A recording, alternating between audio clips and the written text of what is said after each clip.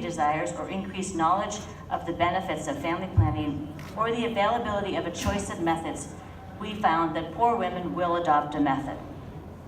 Across all 4 countries and very different city contexts within the countries, we did see increases in use and actually bigger increases in use among the urban poor. This pushes us to consider how we can address more broadly family planning in this variety of settings, particularly the poor settings.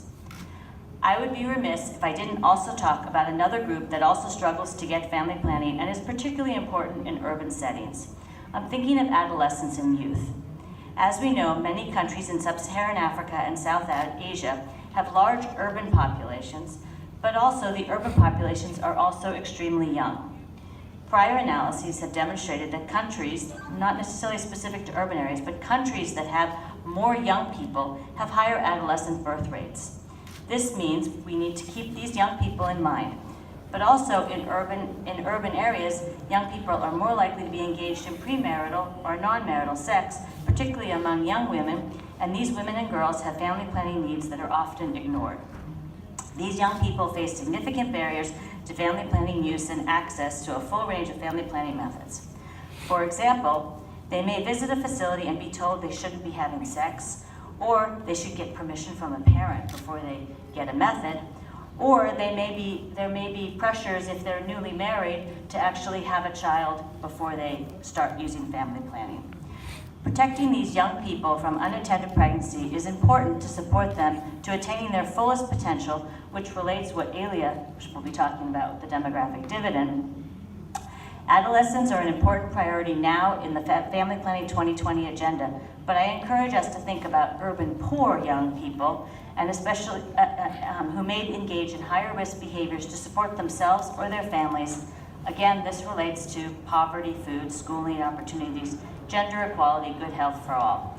That is, all of the SDGs become important when we think about young people at the cusp of life and living in poor urban settings.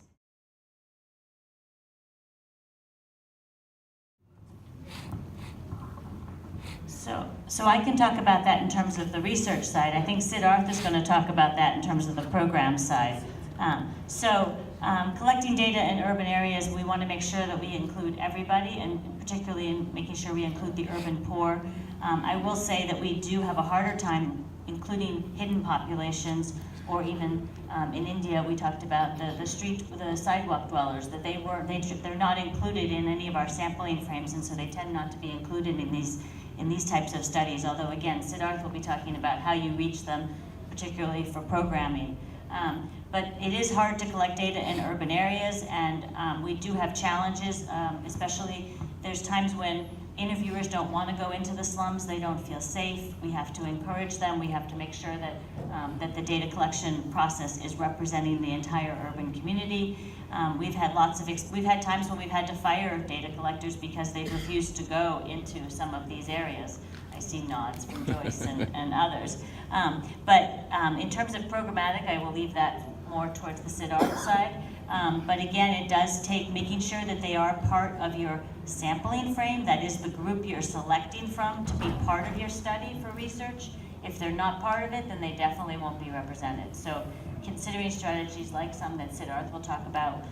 In India, we had mapped the slums before we did our data collection to make sure that the slum areas were included, and then we oversampled those slum areas to make sure we had a large enough sample of slums.